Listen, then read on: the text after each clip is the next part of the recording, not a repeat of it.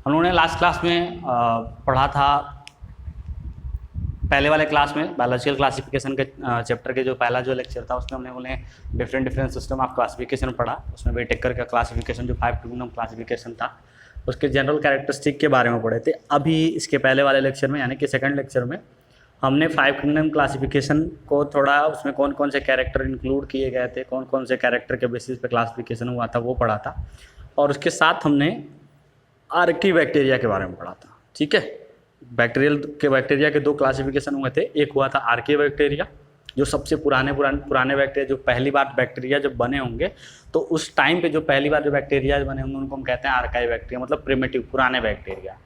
और जो उसके बाद उनमें डिफरेंट स्टेजेस में इवोल्यूशन होता गया और फिर जैसे जैसे अर्थ पे लाइफ का ओरिजिन होता गया, तो जो अभी रिसेंट में जो बैक्टीरियाज हैं, मतलब जो सबसे डेवलप्ड बैक्टीरियाज हैं, जो जिनका एवोल्यूशन सबसे लेटेस्ट में हुआ है, उन बैक्टीरियाज को हम कहते हैं ट्रू बैक्टीरिया। ठीक है, तो जो हमारे आर्काई बैक्टीरिया में कुछ ऐसे स्ट्रक्चर के बारे में मैंने बताया था कि जैसे उनके सेल वॉल के अंदर पेप्टाइडोग्लाइकन्स नहीं होते हैं, माइक्रोलिक एसिड होता है, तो और भी सारे डिफरेंस बताए थे कि वो बहुत हार्श कंडीशन में, जैसे बहुत ज़्यादा टेम्परेचर वाले कंडीशन में, थर्मोएसिडोफिल से बताया था, ज़्यादा टेम्परेचर वाले या ज़्यादा प्रेशर वाले एरियाज में रहते हैं, मार्शी कंडीशन में रहते हैं, मतलब कि जहाँ पे लाइफ पॉसिबल नहीं है और सारे ऑर्गेनिजम्स का, वहाँ पे वो जो बैक्टीरिया होते हैं उनको भी हम आर्काई बैक्टीरिया कहते हैं। जैसे मान लो कि मार्शी एरिया हो गया, बहुत मतलब डिकम्पोजिंग एरिया, वहाँ पे, या फिर बहुत ज़्यादा टेम्परेचर वाला एरिया जैसे हॉट स्प्रिंग हो गए, थर्मल वेंट हो गए। ठीक है, जैसे मान लो अर्थ के कोर के अंदर चले जाओ वहाँ पे, तो उस पर भी जो बैक्टीरिया है वो आर्की बैक्टीरिया हैं। या फिर मान लो तुम्हारे जो वहाँ पे उसके बाद हमने वहाँ पे पढ़ा था कि जो थर्मोएसिडोफिल्स उसमें पढ़ा था। तो ये सारे जो बैक्टीरियाज हैं जो बहुत अलग अलग कंडीशन में, बहुत हार्श कंडीशन में, स्ट्रेसफुल कंडीशन में रहते हैं, उन सारे बैक्टीरियाज को हम क्या कहते हैं, आर्काई बैक्टीरिया कहते हैं। क्लियर है ना, कोई दिक्कत तो नहीं है। तो और उसके बाद अभी हमको क्या देखना है, अभी हमको देखना है यू बैक्टीरिया। अभी के क्लास में हमको डिस्कशन करना है यू बैक्टीरिया के बारे में। यू बैक्टीरिया, अभी ये क्लास में हमको क्या पढ़ना है, यू बैक्टीरिया पढ़ना है। ठीक है, देखो यू बैक्टीरिया, मैंने अभी उसके पहले तुमको बताया आर्की बैक्टीरिया। यू बैक्टीरिया जो होते हैं इनको हम कहते हैं ट्रू बैक्टीरिया। यू बैक्टीरिया का मतलब क्या होता है, ट्रू बैक्टीरिया, जो मॉडिफाइड बैक्टीरिया है। दे आर ऑल्सो नोन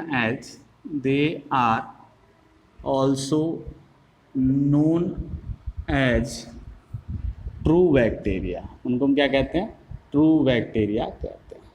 ठीक है, ये ट्रू बैक्टीरिया क्या क्या होते हैं, इनकी क्या क्या प्रॉपर्टीज होती है, क्या क्या इनके कैरेक्टर्स होते हैं, उस पर समझो। दे आर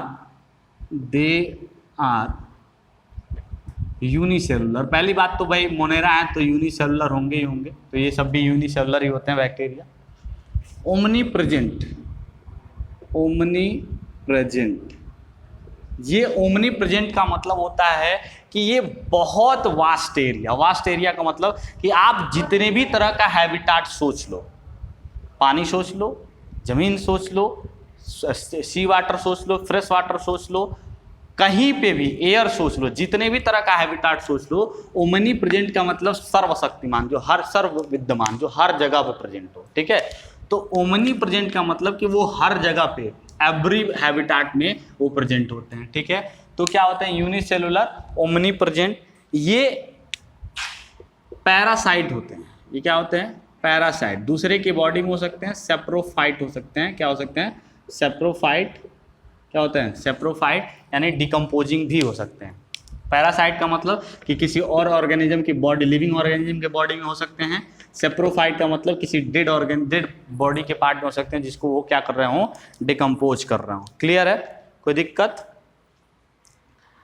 इनमें से चाहे वो जब ये पैरासाइटिक नेचर शो करते हैं, तो पैरासाइटिक नेचर जब जिस टाइम पे शो कर रहे होते हैं उसमें मोस्ट ऑफ द केसेस में क्या होते हैं, पैथोजेनिक होते हैं। क्या होते हैं, पैथोजेनिक, यानी कि जब ये किसी ऑर्गेनिज्म की बॉडी में रह रहे होते हैं तो उस पर्टिकुलर ऑर्गेनिज्म के लिए पैथोजेनिक का मतलब डिजीज कॉजिंग, वहाँ पे क्या कॉज करते हैं, डिजीज कॉज करते हैं। बात समझ में आ गई, तो ध्यान से समझो इनके कैरेक्टर। कि ये जो बैक्टीरिया है यूनिसेलुलर है, ओमनी प्रेजेंट, हर जगह प्रेजेंट है, पैरासाइट और सेप्रोफाइट हो सकते हैं, कहीं पे किसी चीज़ का डिकम्पोजिशन भी कर सकते हैं, पैरासाइट किसी लिविंग ऑर्गेनिज्म की बॉडी में रह सकते हैं, और अगर लिविंग ऑर्गेनिज्म की बॉडी में है तो मोस्ट ऑफ द केसेस में क्या काम करते हैं, पैथोजन का यानी कि डिजीज का केस का काम करते हैं। क्लियर, कोई दिक्कत तो नहीं है यहाँ पे। नेक्स्ट इसके बाद से जो हमको यहाँ पे डिस्कस करना है,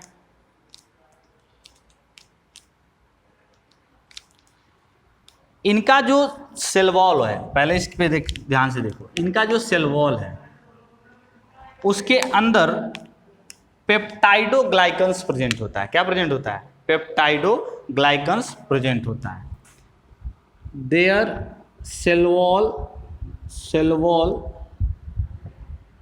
contain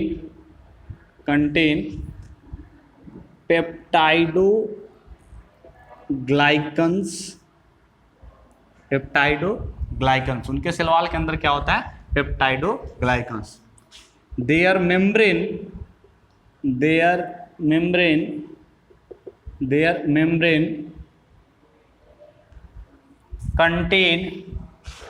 contain lipid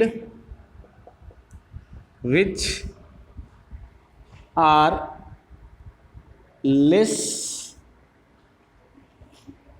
compactly arranged। देखो ध्यान से समझो, लेस कम्पैक्टली अरेंज्ड का मतलब क्या है। मैंने तुमको जब पढ़ाया था आर्काई बैक्टीरिया, तो वहाँ पे मैंने बताया था कि आर्काई बैक्टीरिया जो होते हैं बहुत स्ट्रेसफुल कंडीशन में सर्वाइव करते हैं। 1000 डिग्री टेम्परेचर वहाँ भी रह रहे हैं, पानी के नीचे रह रहे हैं, आइसबर्ग में रह रहे हैं, जहाँ बहुत ज़्यादा साल्ट है, किसी की लिविंग ऑर्गेनिज्म की बॉडी उठा के सिर्फ साल्ट में दबा दो तो वहाँ वो क्या हो जाएगा? गल जाएगा। ठीक है ना। तो बहुत साल्टी एरिया में भी वो रह रहे हैं, लिविंग है, बहुत ज़्यादा टेम्परेचर वाले में भी रह रहे हैं, बहुत ऐसी जगह जहाँ पे कोई लाइफ पॉसिबल नहीं है, जैसे डंग है, ठीक है, जो गाय का गोबर या भैंस का गोबर डंग है, उसमें भी रह रहे हैं जहाँ लाइफ पॉसिबल नहीं है। तो ऐसे से टेम्परेचर या ऐसे से इन्वायरमेंट में उनके रहने के पीछे का जो कॉज बताया था, ये कैसे वो रह लेते हैं, तो मैंने बताया था कि उनके सेल मेम्ब्रेन के अंदर जो लिपिड होता है वो लिपिड बहुत कम्प्लेक्सली और बहुत कम्पैक्टली अरेंज होता है। उस लिपिड के कम्पैक्टली अरेंज्ड होने की वजह से उनके अंदर ये एबिलिटी आती है कि वो डिफरेंट एनवायरनमेंट में रह पाते हैं। लेकिन यहाँ यू बैक्टीरिया में जो लिपिड का अरेंजमेंट होता है वो अरेंजमेंट क्या होता है? लेस कम्पैक्टली, मतलब उनसे थोड़ा ये सिंपलर अरेंजमेंट में होते हैं, वो थोड़ा कॉम्प्लेक्स अरेंजमेंट में होते हैं, ये सिंपलर अरेंजमेंट में ये होते हैं। फिर नेक्स्ट पॉइंट, यू बैक्टीरिया में हैव फ्लैजेला,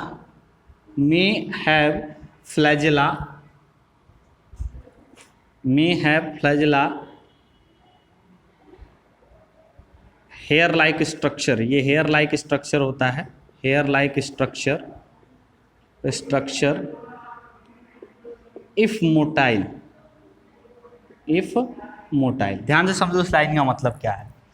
यू बैक्टीरिया के अंदर फ्लैजेला हो सकता है अगर वो मोटाइल है। मोटाइल क्या होता है? ऐसे बॉडी या ऐसे ऑब्जेक्ट जो मूव करते हैं उनको हम क्या कहते हैं? मोटाइल कहते हैं। तो मूव करते हैं यानी कि वो क्या है? मोटाइल हैं। और मूव कराने के लिए कौन सा पार्ट और काम करता है? फ्लैजेला पार्ट करता है। यानी फ्लैजेला है तो मोटाइल है, फ्लैजेला नहीं है तो मोटाइल नहीं है। तो अगर बैक्टीरिया मूव करने की कैपेबिलिटी रखता है तो उसके अंदर क्या प्रेजेंट होगा? फ्लैजेला। फ्लैजेला क्या होता है? हेयर लाइक स्ट्रक्चर होता है बॉडी के सरफेस के ऊपर। जैसे मान लो ये एक बैक्टीरिया है, इस बैक्टीरिया के बॉडी के सरफेस के ऊपर ये फ्लैजेला प्रेजेंट होगा। और ये फ्लैजेला का स्ट्रक्चर हमको पढ़ना है जब हम लोग सेल चैप्टर पढ़ेंगे, तो बहुत डिटेल में जाके इस स्ट्रक्चर हमको पढ़ना है। और प्रोकैरियोटिक सेल का भी स्ट्रक्चर हमको वहाँ पे डिटेल पढ़ना है, तो वहाँ समझ में आएगा। अभी के लिए तुम इतना जानो कि फ्लैजेला एक हेयर लाइक आउटग्रोथ होता है उनके बॉडी के सरफेस पे, जो उनको मूव कराने में हेल्प करता है, क्लियर। अभी देखो एक चीज समझो, जो यू बैक्टीरिया होता है उसकी यू बैक्टीरिया में कौन कौन से पार्ट प्रेजेंट होते हैं? Parts of eubacterial cell. Eubacterial cell का पार्ट क्या क्या होता है? सबसे बाहर जो होगा वो होगा सेल इन्वेलप। सबसे बाहर क्या होगा? Cell envelope. ये सेल इन्वेलप 3 लेयर से बना होता है। कितने लेयर से? 3 लेयर से। सबसे बाहर होगा ग्लाइकोकैलिक्स, एक लेयर होगा जिसको हम ग्लाइकोकैलिक्स कहते हैं, उसके बाद होगा सेल वॉल, क्या होगा, सेल वॉल, और सबसे अंदर क्या होगा, सेल मेम्ब्रेन। ठीक है, तो सेल वॉल और सेल मेम्ब्रेन तुमको पहले से पता है, ठीक है। और लेकिन उसके एक एडिशन में एक और लेयर प्रेजेंट होता है उसके बॉडी के सरफेस पे, जिसको क्या कहते हैं, ग्लाइकोकैलिक्स। तो 3 लेयर से कवर्ड होता है कौन, हमारा जो बैक्टीरियल सेल है। तो पहला जो अरेंजमेंट है वो किसका है, हमारे सेल इनवेलप का। ठीक है, ये सेल इनवेलप, सेल इनवेलप के साथ उसमें क्या प्रेजेंट होगा, प्लास्मिड प्रेजेंट होगा। क्या प्रेजेंट होगा, प्लास्मिड। ये प्लास्मिड क्या होता है, प्लास्मिड जो होता है वो एक्स्ट्रा जीनोमिक डीएनए होता है। ये क्या होता है, एक्स्ट्रा जीनोमिक डीएनए। अब एक्स्ट्रा जीनोमिक डीएनए का मतलब क्या है समझो।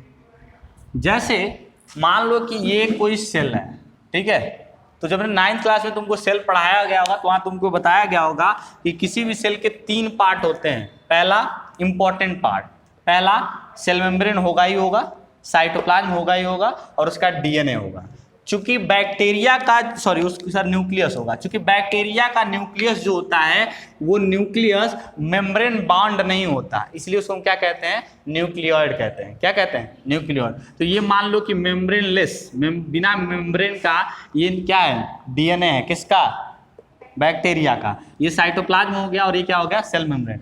तो जो न्यूक्लियस के अंदर जो डीएनए होता है, DNA with in nucleus, with in nucleus या फिर न्यूक्लियोइड। यहाँ क्या है, न्यूक्लियोइड है, यहाँ क्या है, न्यूक्लियोइड है। ये कौन सा स्ट्रक्चर है, न्यूक्लियोइड। ऐसा न्यूक्लियस जिसमें मेम्ब्रेन ना हो, न्यूक्लियर मेम्ब्रेन ना हो, उसको हम क्या कहते हैं, न्यूक्लियोइड कहते हैं। और वही न्यूक्लियस किसमें प्रेजेंट होता है, बैक्टीरिया के अंदर। वो डीएनए या वो जीन या वो जेनेटिक मटेरियल जो न्यूक्लियस या न्यूक्लियोइड के अंदर प्रेजेंट है उसको हम कहते हैं जीनोमिक डीएनए। क्या कहते हैं बेटा, जीनोमिक डीएनए। तो ये क्या है, हमारा इस सेल का जीनोमिक डीएनए है। और इस डीएनए के अलावा अगर कहीं पे कोई डीएनए मिल जाता है तो उसको हम क्या कहेंगे, एक्स्ट्रा जीनोमिक डीएनए। ठीक है, तो जो प्लाज्मिड होता है वो भी क्या है, डीएनए ही है, लेकिन वो न्यूक्लियस का पार्ट ना होके क्या है, वो न्यूक्लियस से बाहर का प्रेजेंट और सर्कुलर डीएनए होता है। कैसा होता है, सर्कुलर। तो ऐसा अगर डीएनए तुमको न्यूक्लियस से बाहर का डीएनए मिल जाए तो उसको हम क्या कहते हैं, प्लास्मिड। ये उसका इंपॉर्टेंट पार्ट है, प्लास्मिड हो गया और तुम्हारा सेल इनवेलप हो गया वो। ठीक है, इसके बाद साइटोप्लाज्म तो होगा ही होगा, साइटोप्लाज्म तो होगा ही होगा, न्यूक्लियोइड होगा, मेम्ब्रेनलेस न्यूक्लियस, न्यूक्लियोइड होगा, और न्यूक्लियोइड के बाद वहाँ पे फ्लैजला होगा। क्या होगा, फ्लैजला। हो भी सकता है, नहीं भी हो सकता है। अगर मोटाइल है तो फ्लैजला होगा, नहीं मोटाइल है तो फ्लैजला नहीं होगा। एक और स्ट्रक्चर होता है हेयर लाइक स्ट्रक्चर, पिलाई। इसको भी हम तुमको पढ़ाएंगे सेल में, वो भी याद रखना। पिलाई भी क्या है, एक हेयर लाइक स्ट्रक्चर है। और एक और होता है फिम्ब्री, ये भी एक हेयर लाइक स्ट्रक्चर है। मतलब ये 3 आउटग्रोथ तुमको मैं पढ़ाऊंगा कहाँ पे, जब मैं तुम्हें पढ़ाऊंगा सेल वहाँ पे। ठीक है, सेल में प्रोकैरियोटिक सेल का पूरा स्ट्रक्चर पढ़ना है, वहाँ पे पढ़ाऊंगा। तो बेसिकली नाम याद रखना कि एक प्रोकैरियोटिक सेल में क्या क्या चीज़ें होती हैं। सेल इनवेलप जिसमें ग्लाइकोकैलिक्स, सेल वॉल और सेल मेम्ब्रेन, फिर प्लास्मिड होगा, साइटोप्लाज्म होगा, न्यूक्लियोइड। न्यूक्लियोइड का मतलब क्या होता है, न्यूक्लियस विदाउट न्यूक्लियर मेम्ब्रेन। ठीक है, एक फ्लैजला, बाहर आउटग्रोथ हो भी सकता है, नहीं भी हो सकता है, पिलाई होगा और फिम्ब्री होगा। क्लियर। तो ये कंपोनेंट हैं, पार्ट्स हैं किसके, जो हमारे यू बैक्टीरियल सेल्स हैं उनके। क्लियर है। चलो अभी हमको पढ़ना है type of you bacteria. You bacteria के कितने टाइप होते हैं, तो हमको पढ़ना है टाइप ऑफ यू बैक्टीरिया।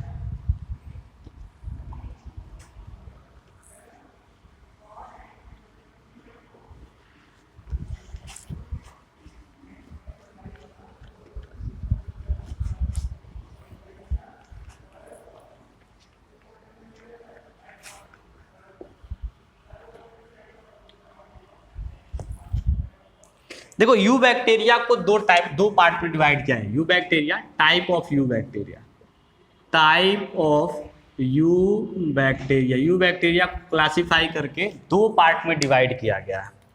कौन कौन सा पार्ट, एक पार्ट जो है उसको हमने कहा है ग्राम पॉजिटिव बैक्टीरिया, और एक जो ग्रुप होता है उसको हम कहते हैं ग्राम नेगेटिव बैक्टीरिया। तो यू बैक्टीरिया का क्लासिफिकेशन करके हमने दो ग्रुप बनाया, एक को कहा ग्राम पॉजिटिव बैक्टीरिया, एक को कहा ग्राम नेगेटिव बैक्टीरिया। देखो एक साइंटिस्ट थे जिनका नाम था ग्राम, क्या नाम था उनका? ग्राम। उन्होंने क्या किया कि जब जिस टाइम पे वो इस सारी चीज़ की स्टडी कर रहे थे तो उन्होंने क्या किया कि जो बैक्टीरिया होते थे उस बैक्टीरिया, मान लो ये कोई बैक्टीरिया, इस बैक्टीरिया को पकड़ा, मान लो ये बैक्टीरिया है, इस बैक्टीरिया को लिया और इस बैक्टीरिया पे क्या किया कि एक स्टेन था, क्या था? कलर प्रोवाइडिंग सब्सटेंस, जिसको हम कहते हैं कलरिंग सब्सटेंस। जब तुमको लैब में काम कराया जाएगा तो वहाँ तुमको एक कलर करने वाले सब्सटेंस दिया जाएगा जिसको हम कहते हैं स्टेन। क्या कहते हैं? स्टेन। इसके पहले भी बताया तुमको। स्टेन इन एक्चुअल में क्या होता है कि एक ऐसा केमिकल होता है जो किसी भी सेल के वेरियस पार्ट को कलर प्रोवाइड करता है, ठीक है। तो उन्होंने क्या किया कि अपने जो बैक्टीरिया के सैंपल थे उसमें एक स्टेन डाला, ठीक है। स्टेन किस कलर का था? पर्पल कलर का। इन एक्चुअल में वो था क्या? आयोडीन था। क्या था? आयोडीनेटेड वो क्या था? स्टेन था। उस आयोडीनेटेड स्टेन को उन्होंने बैक्टीरिया के सैंपल पे डाला। अब यहाँ पे दो कंडीशन बनता है। अगर बैक्टीरिया स्टेन को एब्जॉर्ब कर लेता है, स्टेन को एब्जॉर्ब करता है और उसकी कलरिंग हो जाती है, यानी कि अगर वो स्टेन को पॉजिटिव नेचर शो करता है, भाई हमने स्टेन डाला क्यों था? बैक्टीरिया के डिफरेंट पार्ट को कलर करने के लिए। तो अगर हमने उसमें स्टेन डाला और बैक्टीरिया के डिफरेंट पार्ट ने उस स्टेन को एक्सेप्ट करके कलर शो कर दिया, कलर्ड हो गए, तो ऐसे बैक्टीरिया को हम क्या कहेंगे? Gram positive. इसने पॉजिटिव बिहेवियर शो किया, ठीक है। और ऐसे बैक्टीरिया जिसपे हमने ग्राम का स्टेन डाला, आयोडीन डाला, लेकिन वो उन्होंने उस पे कलरिंग उसकी नहीं हो पाई, यानी कि उसने उस स्टेनिंग के पर्पज को क्या कर दिया? निगेटिव रिस्पॉन्स किया, तो ऐसे बैक्टीरिया को हम क्या कहते हैं? Gram negative bacteria. क्लियर? उसको हम क्या कहते हैं? Gram negative bacteria. क्लियर है ना? तो ऐसा बैक्टीरिया जो पॉजिटिव बिहेवियर शो करे ग्राम स्टेन को, उसको हम कहते हैं ग्राम पॉजिटिव बैक्टीरिया, और जो नेगेटिव बिहेवियर शो करे ग्राम को, उसको हम कहते हैं ग्राम नेगेटिव बैक्टीरिया। क्लियर? चलो यहाँ पे लिख लेते हैं। पहले ग्राम पॉजिटिव के बारे में लिख लेते हैं। The bacteria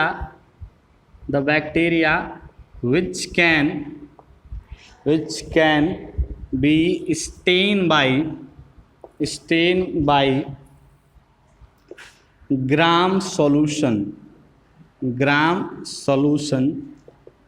are known as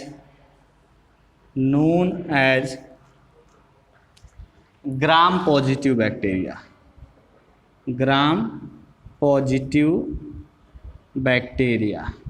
उनको हम क्या कहते हैं? ग्राम पॉजिटिव बैक्टीरिया कहते हैं। ये पहला डेफिनेशन। दूसरा definition, the bacteria which cannot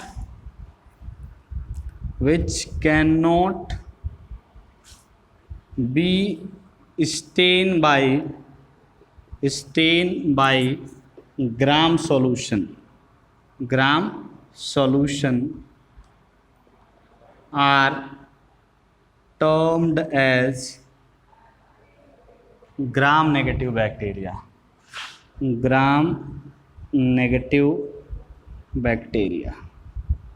उनको हम कहते हैं ग्राम नेगेटिव बैक्टीरिया। तो यानी कि बैक्टीरिया को हमने दो ग्रुप में बांटा था, एक ग्राम पॉजिटिव और एक ग्राम नेगेटिव बैक्टीरिया में।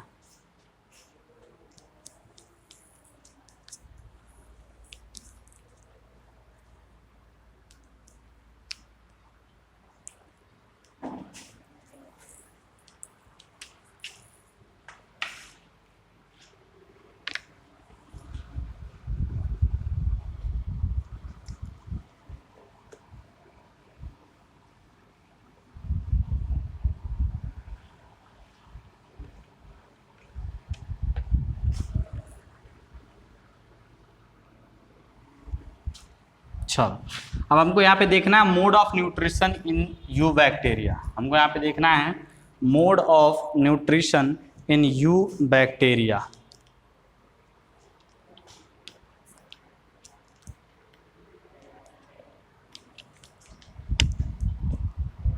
मोड ऑफ न्यूट्रिशन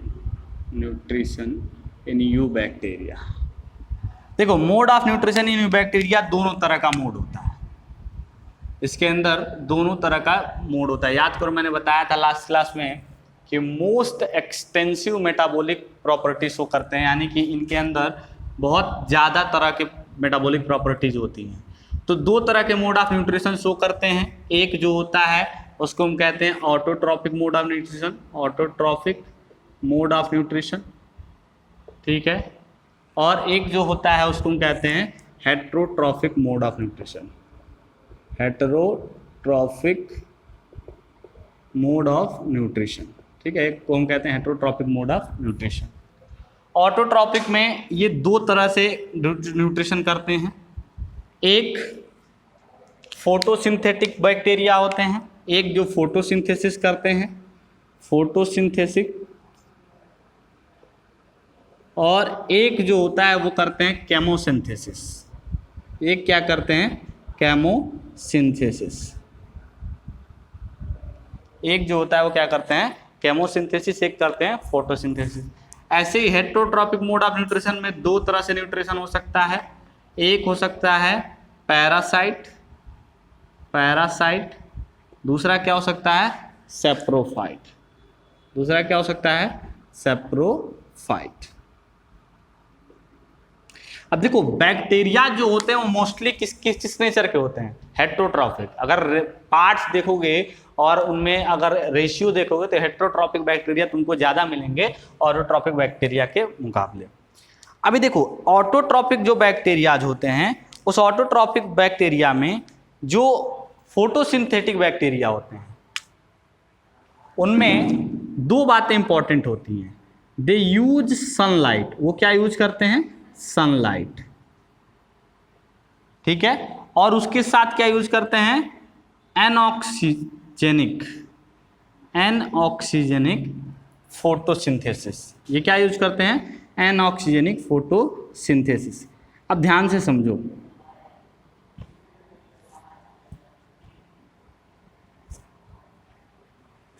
हमने वहां पे तुमको बताया था कि जब हम लोग नॉर्मल फोटोसिंथेसिस पढ़ते हैं तो वहां पे देखते हैं CO2 प्लस H2O यूज करते हैं। क्या यूज करते हैं, CO2 प्लस H2O, किसके लिए, फोटोसिंथेसिस के लिए। और क्या प्रोड्यूस कराते हैं यहाँ पे, C6H12O6, यही प्रोड्यूस कराते थे ना। यहाँ पे क्या होता है, H2O की जगह पे हम यूज करते हैं H2S। क्या यूज करते हैं, H2S, किसमें, बैक्टीरिया में। भाई नॉर्मल जो प्लांट होते हैं वो क्या यूज करते हैं, H2O यूज करते हैं, लेकिन ये जो फोटोसिंथेटिक बैक्टीरिया होते हैं क्या यूज करते हैं, सल्फर। क्या यूज करते हैं, सल्फर। तो इसीलिए यहाँ पे वर्ड क्या यूज किया गया है, एनऑक्सीजेनिक। क्या वर्ड यूज किया जाए, एनऑक्सीजेनिक। इसका मतलब क्या होता है कि वो ऑक्सीजन वाला H2O यूज नहीं करते हैं, वो सल्फर वाला H2S यूज करते हैं, ठीक है। मतलब उनके फोटोसिंथेसिस में भी वहाँ पे ऑक्सीजन ना यूज करके, मतलब वाटर ना यूज करके क्या यूज करते हैं, सल्फर यूज करते हैं। क्लियर है, तो ये बातें वहाँ पे इंपॉर्टेंट है। इसके एग्जाम्पल कौन से बैक्टीरिया होंगे, इसके एग्जाम्पल कौन से बैक्टीरिया होंगे, फोटोसिंथेटिक बैक्टीरिया के एग्जाम्पल इसमें होगा क्लोरोबियम। क्या बैक्टीरिया होगा, क्लोरोबियम बैक्टीरिया, राइडोस्पाइरिलम, राइडोस्पाइरिलम, राइडोस्पाइरिलम, ठीक है। तो ये दो बैक्टीरिया का नाम याद रखना जो कि क्या है, फोटोसिंथेटिक है। इसके बाद आता है केमोसिंथेटिक बैक्टीरिया। इसके बाद क्या आता है, chemosynthetic bacteria.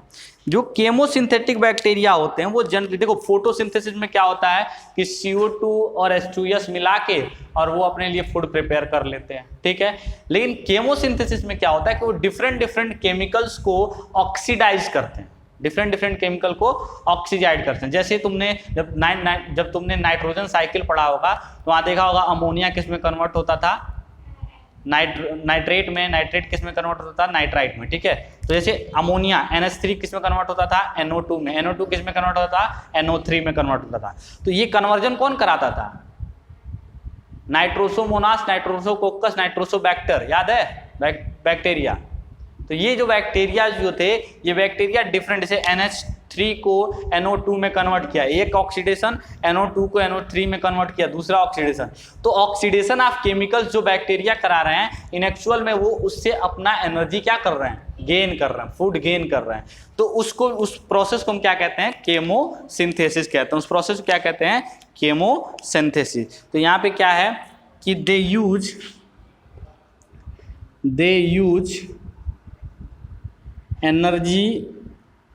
Energy of chemicals की एनर्जी को यूज करते हैं अपने न्यूट्रिशन के लिए, ठीक है। Example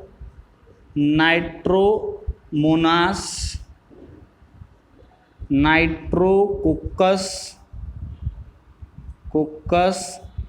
Nitrobacter. ये जो बैक्टीरियाज हैं, ये बैक्टीरियाज किस नेचर के हैं, केमोसिंथेटिक नेचर के हैं, ठीक है। उसके बाद हमारा आता है पैरासाइटिक बैक्टीरिया, जो कि पैथोजेनिक होते हैं, यानी कि जो डिजीज कॉज करते हैं, या किसी ह्यूमन के केस में जैसे कुछ बैक्टीरियाज हैं जो बॉडी के लिए बेनिफिशियल हैं, जो हमारे एलिमेंट्री कैनाल में प्रेजेंट होते हैं। तो पैरासाइटिक बैक्टीरिया जो हैं, उसमें पहला समझो पैरासाइटिक बैक्टीरिया, ये कहाँ पे प्रेजेंट होते हैं, उनको एनर्जी कहाँ मिलता है, वो उनको लिविंग बॉडी में, दे आर प्रेजेंट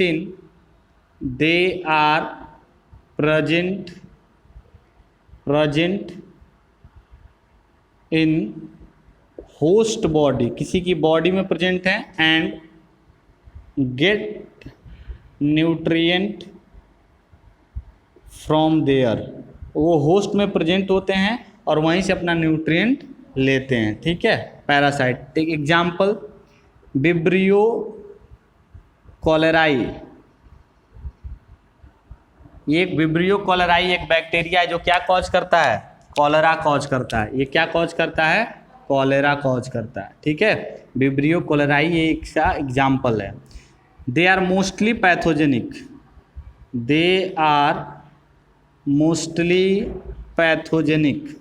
मतलब वो मोस्टली क्या करते हैं, डिजीज कॉज करते हैं। पैथोजेनिक का मतलब डिजीज कॉजिंग, क्लियर है। दे आर मोस्टली पैथोजेनिक, तो ये इंपॉर्टेंट है। इसके बाद हमारा जो है वो है सेप्रोफाइट। इसके बाद क्या है, सेप्रोफाइट। सेप्रोफाइट जो होते हैं ये डेड रिमेन्स में प्रेजेंट होते हैं। ये कहाँ पे प्रेजेंट होते हैं, डेड रिमेन्स में। दे आर प्रेजेंट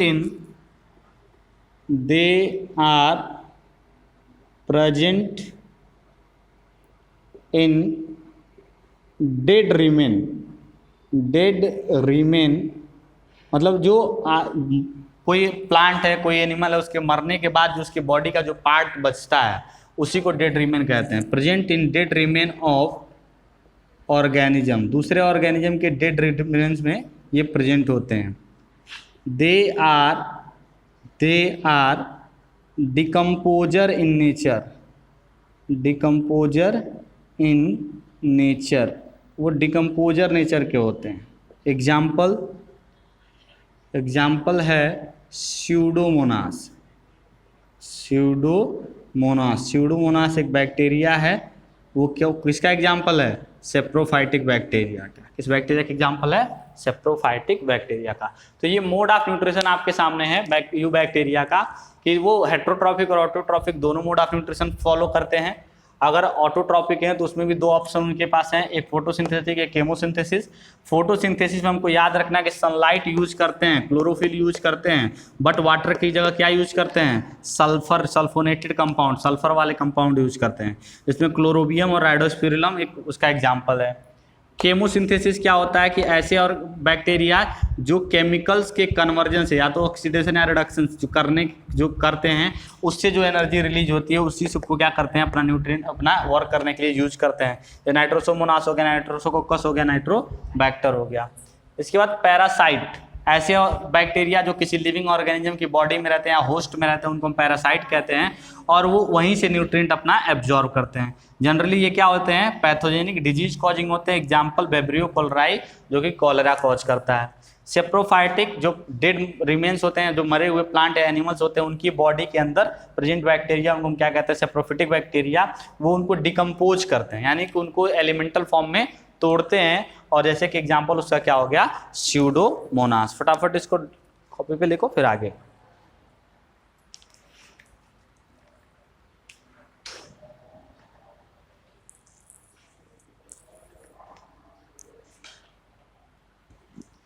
चलो, तो मोड ऑफ न्यूट्रिशन यहाँ पे हमको समझ में आया। अभी हमको बैक्टीरिया के अंदर यू बैक्टीरिया जो हैं, उन यू बैक्टीरियाज के अंदर मोड ऑफ रिप्रोडक्शन देखना है कि कैसे वो रिप्रोडक्शन करते हैं। मोड या फिर टाइप ऑफ रिप्रोडक्शन मान लो, type of reproduction in bacteria, bacteria के अंदर किस टाइप का रिप्रोडक्शन होता है उसको देखते हैं। देखो, जनरली बैक्टीरिया के अंदर सेक्सुअल और असेक्सुअल दोनों टाइप का रिप्रोडक्शन होता है। सेक्सुअल और असेक्सुअल दोनों टाइप का रिप्रोडक्शन होता है। तो पहला जो टाइप ऑफ रिप्रोडक्शन होगा वो क्या होगा? असेक्सुअल रिप्रोडक्शन होगा, रिप्रोडक्शन, ठीक है। और दूसरा जो टाइप ऑफ रिप्रोडक्शन होगा वो क्या होगा? Sexual reproduction. ये दोनों तरह का रिप्रोडक्शन इनके अंदर होता है। इन एक्चुअल देखो, सेक्सुअल रिप्रोडक्शन यहाँ नहीं होता है, यहाँ जनरली गैमीट का फॉर्मेशन नहीं होता, लेकिन वहाँ पे ये होता है कि वेरिएशन रिलेटेड बातें समझ में आ जाती हैं। तो ये जो सेक्सुअल है, ये कंप्लीट सेक्सुअल रिप्रोडक्शन नहीं है।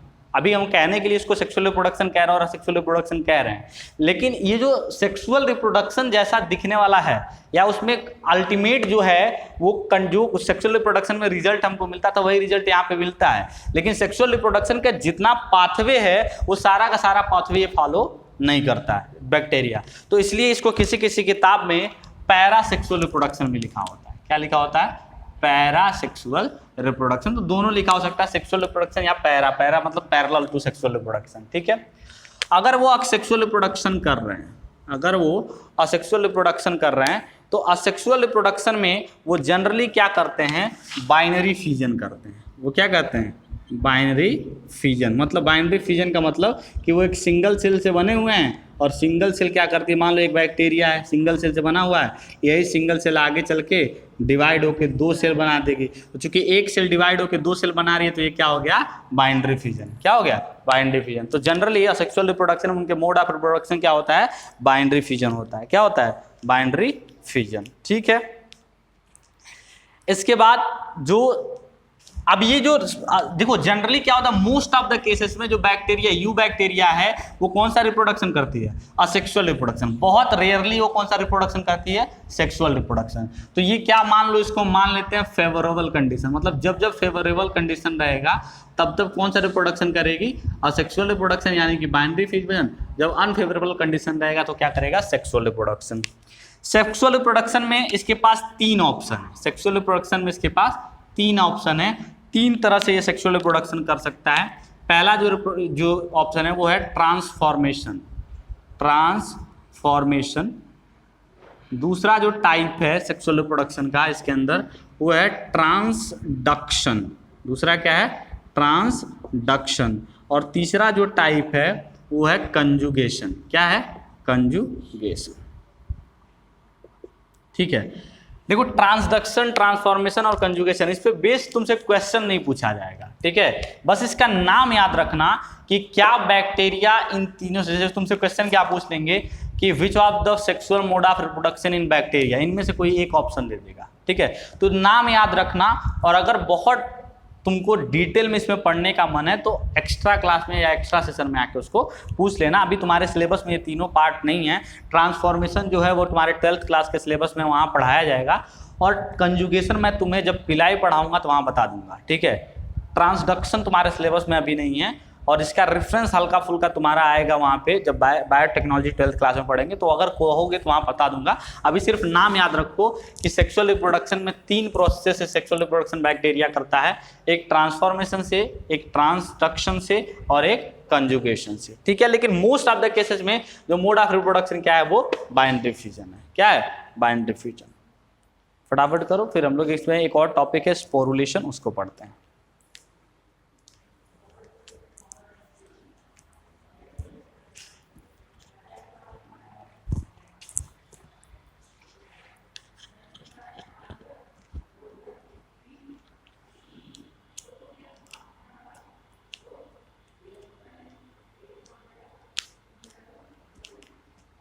मिटा दे, चलो। अब देखो, बैक्टीरिया के अंदर एक स्पोर फॉर्मेशन जैसा एक प्रोसेस होता है, ठीक है। स्पोर फॉर्मेशन, स्पोरुलेशन होता है बैक्टीरिया के अंदर। जिसमें क्या होता है कि जैसे कभी कभी बैक्टीरिया किसी ऐसे अनफेवरेबल कंडीशन में पड़ जाती है या किसी ऐसे एम्ब्रॉनिक कंडीशन में पड़ जाती है या सॉरी एनवायरमेंटल कंडीशन में जहां पे वो ना बाइंड्री फ्यूजन कर सकती है, ना ट्रांसफॉर्मेशन, ना ट्रांसडक्शन, ना मतलब जो सेक्सुअल रिप्रोडक्शन बताया था वो कर सकती है। तो वो क्या करती है, अपना एग्जिस्टेंस बनाए रखने के लिए बॉडी के अंदर एक स्पोर बनाती है। बात समझ में आ गई? स्पोर क्या होता है, देखो ध्यान से समझो। स्पोर जनरल केसेस में तभी बनता है जब कंडीशन अनफेवरेबल हो। जैसे मान लो कि किसी को रिप्रोडक्शन करने के लिए जो कंडीशन चाहिए, जो टेम्परेचर चाहिए, मान लो वो है 20 डिग्री सेल्सियस मान लो, ठीक है। अभी क्या है, टेम्परेचर बढ़ गया 30 डिग्री सेल्सियस, है ना।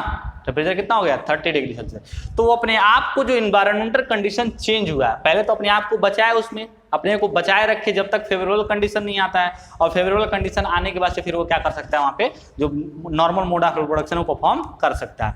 तो ऐसे ही बैक्टीरिया के अंदर एक प्रोसेस होता है स्पोर फॉर्मेशन, ठीक है। मतलब बैक्टीरिया क्या करती है कि बैक्टीरिया के सेल में, जैसे समझे यहाँ पे, जैसे मान लो ये कोई बैक्टीरिया है, ये कोई बैक्टीरिया है, ठीक है। अभी ये बैक्टीरिया के अंदर साइटोप्लाज्म है, इसके अंदर डीएनए है अपना, ये डीएनए हो गया, साइटोप्लाज्म में और सारे मटेरियल्स हैं, ठीक है। क्या होगा कि मान लो कंडीशन अनफेवरेबल हो गया, बहुत हार्श स्ट्रेसफुल कंडीशन हो गया, तो ये बैक्टीरिया क्या करेगी कि अपने ही बॉडी के अंदर एक ऐसा स्ट्रक्चर बनाएगी, जैसे मान लो कि एक स्पोर स्ट्रक्चर, एक स्फेरिकल स्ट्रक्चर बनाएगी ऐसा बॉडी के अंदर ही, जिसके अंदर कुछ साइटोप्लाज्म चले जाएंगे और डीएनए का रेप्लिकेशन होकर डीएनए चला जाएगा। ऐसे बात समझ में आ गई, क्लियर। तो इसका साइटोप्लाज्म भी इसमें चला गया, इसका डीएनए भी चला गया, और ये कहाँ पे है, बैक्टीरिया के बॉडी के अंदर। तो ये क्या हो गया, स्पोर है, ये क्या है, स्पोर है। अब क्या होगा कि ऐसे कंडीशन में, और बाहर बाहर मान लो एक कोई प्रोटेक्टिव लेयर बन गया, बार बार किसी मटेरियल का प्रोटेक्टिव लेयर बन गया जो इन सब इन दोनों को प्रोटेक्ट कर रहा है। अनफेवरेबल कंडीशन में ये ऐसे रहते हैं, जैसे ही कंडीशन फेवरेबल हुआ, पहले ये मान लो ये लेयर हट गया, ठीक है, फिर क्या होगा कि यहाँ से स्पोर रिलीज होगा, और स्पोर रिलीज होकर क्या कर देगा, एक नया बैक्टीरिया का फॉर्मेशन कर देगा। बात समझ में आ गई। तो सिंपल सा मतलब स्पोर फॉर्मेशन का ये होता है कि बैक्टीरिया जब बहुत अनफेवरेबल कंडीशन में होती है तो अपने बॉडी के अंदर ही एक स्पोर का फॉर्मेशन करती है, ठीक है। और वो जैसे ही वो अनफेवरेबल कंडीशन वहाँ पे पास होता है तो वहाँ पे क्या होता है, वो स्पोर कंडीशन से बाहर आके और वो फिर से क्या बना देता है, बैक्टीरिया बना देता है। क्लियर।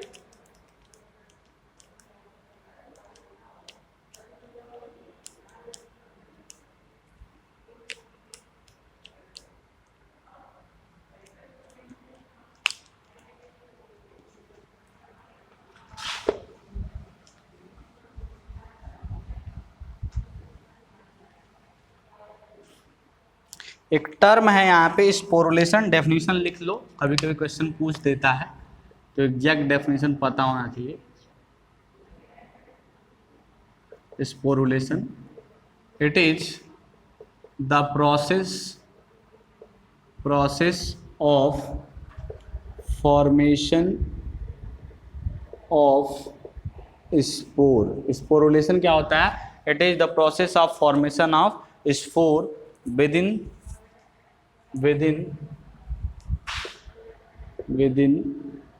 बैक्टीरिया। बैक्टीरिया के अंदर स्पोर बनाने के प्रोसेस को क्या कहते हैं, स्पोरुलेशन कहते हैं। बैक्टीरिया के अंदर स्पोर बनाने को क्या कहते हैं, स्पोरुलेशन कहते हैं। क्यों होता है ये sporulation? It helps bacteria in resisting the unfavorable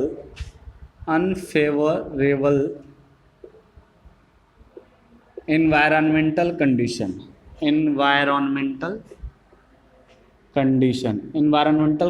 को, अनफेवरेबल environmental condition को ये क्या करता है, टैकल करता है, उसको रेसिस्ट करता है, उसको बचाता है उसमें, ठीक है।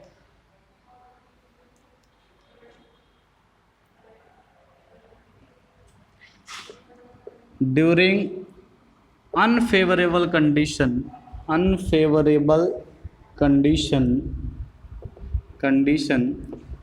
the protoplast of bacteria produces an structure structure covered with thick wall called endospore. उसको हम क्या कहते हैं? एंडोस्पोर। क्यों एंडोस्पोर कहते हैं? क्योंकि बैक्टीरिया के बॉडी के अंदर है। वो कहाँ पे है? बैक्टीरिया के बॉडी के अंदर है। ठीक है, तो उसको हम क्या कहते हैं? एंडोस्पोर कहते हैं।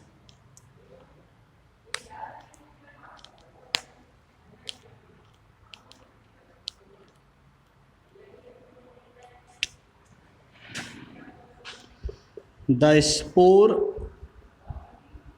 give rise to new bacteria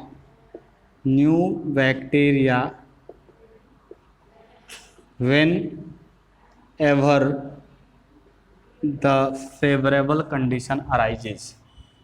Whenever the favorable condition arises। ठीक है, तो ये स्पोर फॉर्मेशन से रिलेटेड बातें हो गई।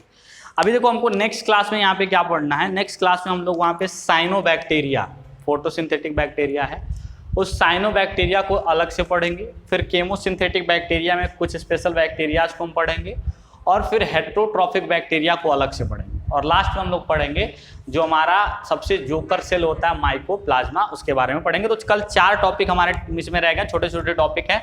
जितनी सारी चीज़ें अभी आपने कैरेक्टर्स पढ़े, उन्हीं कैरेक्टर के बेसिस पे क्लासिफिकेशन है, और उनको थोड़ा थोड़ा पढ़ना है, क्योंकि ये अपने अपने ग्रुप के रिप्रेजेंटेटिव हैं। तो उसको पढ़ के फिर हम लोग अगले क्लास में प्रोटिस्टा के बारे में डिस्कशन करेंगे। ठीक है।